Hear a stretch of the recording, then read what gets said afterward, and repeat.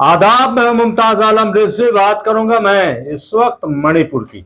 जी हाँ, मणिपुर को लेकर के सियासत तेज है और जैसा कि आप जानते हैं कि 100 दिन से ज्यादा का वक्त हो गया है, लेकिन अभी भी वहां पे तशद्दुद यानी हिंसा जो है वो रुकने का नाम नहीं ले रही है। अब वहां पे ये कहा जा रहा है, जैसा कि मानसून सत्र में खुद राहुल गांधी ने ये बात कही कि अब मैतेई और कुकी ये दो अलग अलग हो गए, यानी पहाड़ी इलाका और जो निचला इलाका है वो दो हिस्सों में मणिपुर बंट गया है, ऐसा उनका कहना है। और ये भी राहुल गांधी ने कहा कि अगर सरकार चाहती तो 2 दिन में ये पूरा मामला जो है वो रुक जाता, लेकिन सरकार नहीं चाहती। अब ये जो हिंसा है, तशद्दुद है, इसमें एक तबका जिसका कहीं कोई जिक्र नहीं हो रहा है, जबकि वो काफी परेशान है, और वो तबका है मुसलमानों का। मुसलमान जो है वो इस हिंसा में शामिल नहीं है, वो इस तशद्दुद में दूर दूर तक शामिल नहीं है, लेकिन वो जो गोलाबारी हो रही है उससे वो परेशान है। उनके स्कूल तबाह हो गए, उनके घर तबाह हो गए, उनका पूरा जो आजीविका जिसको कह लें, यानी जिंदगी जीने के जो सरमाए हैं वो सब जो है वो तबाह हो गए। अब मैं आपको बताता हूं कि मामला क्या है। मामला असल में यह है कि मणिपुर में जो कुकी अक्सरियत इलाका है वो कहा जाता है कि चुरा चांदपुर है, और इसी तरीके से जो मैतेई अक्सरियत इलाका है वो है विष्णुपुर। ये दो जिले जो हैं वो आमने सामने, और इसके दरमियान में यानी बीच में जो है वो गोलाबारी हो रही है। और इस बीच में 35 किलोमीटर की दूरी पे ये बताया जा रहा है कि मैतेई पलंग या फिर मुस्लिम रहते हैं, यानी जो 35 किलोमीटर का खित्ता है, एक तरफ मैतेई है और दूसरी तरफ कुकी है, और दोनों एक दूसरे पर हमलावर हैं। बम फोड़े जा रहे हैं, गोलाबारी हो रही है, और ये मतलब रोजाना की बात हो गई है, आम बात हो गई है। और इसमें जो मुस्लिम तबका है वो परेशान है, वो हिंसा में शामिल नहीं, वो तशद्दुद में शामिल नहीं है। उसको ना कुकी से लेना देना है, उसको ना मैतेई से लेना देना है, न वो पहाड़ में है न वो जमीन में है, लेकिन वो निशाने पर है और उसका कहीं कोई जिक्र भी नहीं।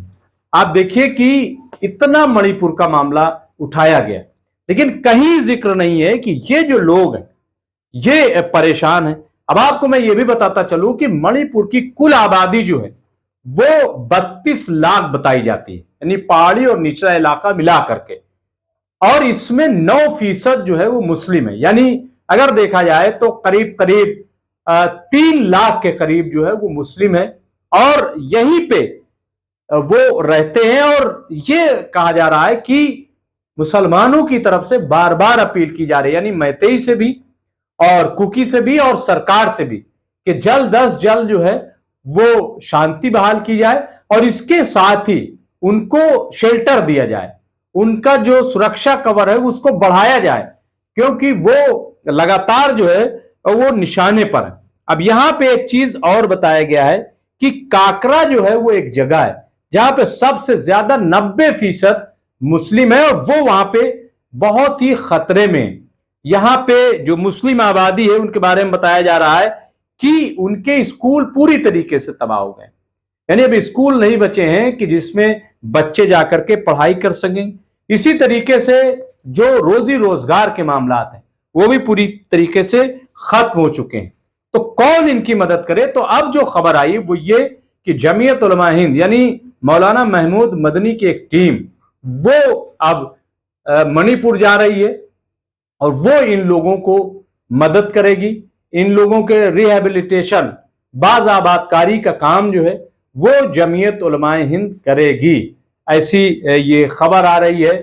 और जमीयत उलमाए हिंद ने बाकायदा जो है यानी मौलाना महमूद मदनी के हुक्म पर एक पूरा डेलीगेशन जो है वो रवाना हो गया है, और जहां जहां पे दंगा फसाद या इस किस्म के मामला होते, अभी जब हरियाणा में हुआ था तब भी जमीयत उलमाए हिंद जो है वो आप देखिए कि हरियाणा नूह के इलाके में पहुंची थी, वहां लोगों से मुलाकात की और जो हो सका उनकी मदद किया। और इसी तरीके से दूसरे मकामात पर भी जमीयत उलमा हिंद अक्सर जो है इस तरीके काम करती है, और वहां पे बाज़ाबादकारी का यानी जो फौरी मदद होती है वो करती है, और उसके बाद उनके घर बनाना हो, स्कूल बनाने हो, मदरसे बनाने हो, ये सब काम जमीयत उलमा हिंद करती है। तो अब ये बाकायदा जो है वहां पे ये एक डेलीगेशन जो है वो जा रहा है, वो वहां के हालात का जायजा लेगा। हालांकि हालात अब भी वहां ठीक नहीं है, और ऐसे में डेलीगेशन अगर जमीयत का जा रहा है तो जाहिर है कि उसके लिए दुआ करनी चाहिए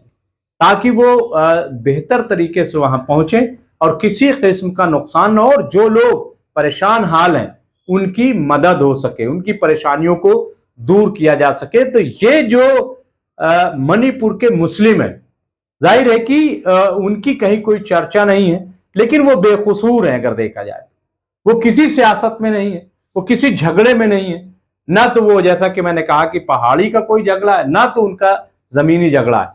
और अफसोसनाक बात यह, इतना सब कुछ होने के बावजूद सरकार जिस तरीके से बयान दे रही है, और अभी जो वहां के जो एमपीज हैं उनका जो बयान आया कि सरकार ने जो हमें बोलने का मौका नहीं दिया, और हमने भी देखा कि मानसून सत्र में चाहिए तो यह था कि मणिपुर के जो भी सांसद हैं दो, उनको बोलने दिया जाए। उनमें से तो एक मंत्री भी हैं, लेकिन उनको बोलने का मौका नहीं दिया गया। और ये हम नहीं कह रहे, बल्कि वो सांसद खुद इस बात के चैनलों पे आके शिकायत कर रहे हैं। शिकायत दबे अल्फाज में, कुल्लम कुल्ला नहीं है, लेकिन अगर उनको बोलने दिया जाता तो मैं समझता हूं कि जो एक सही तस्वीर है वो सामने आती। और ये भी बहुत मुमकिन, अच्छा उनका ये भी कहना है कि सरकार ने भी कोशिश नहीं की। अगर शुरुआती दौर में ये इस हिंसा को, इस तशद्दुद को रोक लिया जाता, जैसा कि मैं आपको बताऊं कि हरियाणा नूह में भी एक तरीके से बड़े तशद्दुद की तैयारी थी, ऐसा लग रहा है, लेकिन वहां का जो हिंदू तबका है, किसान तबका है, जाट तबका है, वो मुसलमानों के साथ खड़ा हो गया और उसने कहा कि आए कोई झगड़ा करे। तो जब इस तरीके की चीजें सामने होती हैं तो जाहिर है कि वो दंगा फसाद रुक जाता। अब ये बात अलग है कि 1000 मकान सरकार ने गिरा दिए। अब ये भी खबर आ रही है कि वहां औरतों की भी गिरफ्तारियां हो रही, वीडियोस चल रहे हैं। अब औरतें क्यों गिरफ्तार की जा रही? क्या औरतें भी पत्थरबाजी में शामिल थी? क्या औरतों का भी कोई गुनाह है? या फिर ये कि सबको जेल में डाल दो और फिर घर पे कब्जा कर लो? ये क्या रणनीति समझ में नहीं आ रहा। और फिर एक वीडियो जो है वो बहुत ही अफसोसनाक कि किस तरीके से औरतों पर मर्द पुलिस डंडे चला रहे। क्या ऐसा भी कहीं होता है? और वहां पे मजिस्ट्रेट मौजूद है। तो ये जो सरकार कर रहे हैं, मैं समझता हूं कि ये ठीक नहीं है। क्या सरकार इस बात से खिसिया गई है, इस बात से बेचैन हो गई है कि वहां दंगा नहीं हो पाए, वहां उसकी जो साजिशें थी, जो मंसूबा था, वो कामयाब नहीं? भाई वजह क्या है? या औरतों की गिरफ्तारी की वजह क्या है? नौजवानों को तो आपने अंदर कर दिए। फिर अब जो खबर ये आ रही है कि जो फैक्ट्रीज हैं, जो बड़े बड़े घर हैं, उनमें काम करने के लिए लोग नहीं है, वहां हाहाकार मची हुई है। तो ये निजाम कौन सा है? सरकार क्या चाहती है? 2024 में किस तरीके से वो चुनाव लड़ना चाहती है? प्रधानमंत्री हैं वो 2 घंटे 2.5 घंटे संसद में बोलते हैं। आप बताइए 2-2.5 घंटे क्या वहां चुनावी रैली हो रही है? भाई काम की बात आप करते वहां पे। शुरुआत आपको मणिपुर से करना चाहिए था, जो जल रहा है पिछले 3 महीने से, और आप बोले नहीं तो मणिपुर से शुरुआत करनी चाहिए और हरियाणा पे खत्म करना चाहिए। लेकिन आप कांग्रेस का 50 मर्तबा आपने जिक्र कर दिया। कांग्रेस कांग्रेस कांग्रेस कांग्रेस। अगर इतनी बार आप नाम लेंगे कांग्रेस का तो कांग्रेस मुक्त भारत कैसे होगा? ये तो कांग्रेस युक्त भारत आप बना रहे हैं। तो बहरहाल कहने का मतलब ये है कि ये जमीयत उलमा हिंद का जो कदम है, जो काम सरकार को करना चाहिए, वो जमीयत कर रही है जा करके, और मुसलमानों की खबरगिरी खास तौर से, क्योंकि उनकी तो कोई सुनी नहीं रहा। तो ये बड़ा अच्छा कदम है और हम सब दुआ करते हैं कि मणिपुर की आग जो है, तशद्दुद वहां खत्म हो और वहां हर इंसान जो है वो अमन व अमान में रहे, और मुसलमान भी जो किसी न मैतई न कुकी, लेकिन वो परेशान है, उनके भी मसाइल जल्द अज जल्द हल। बहुत बहुत शुक्रिया।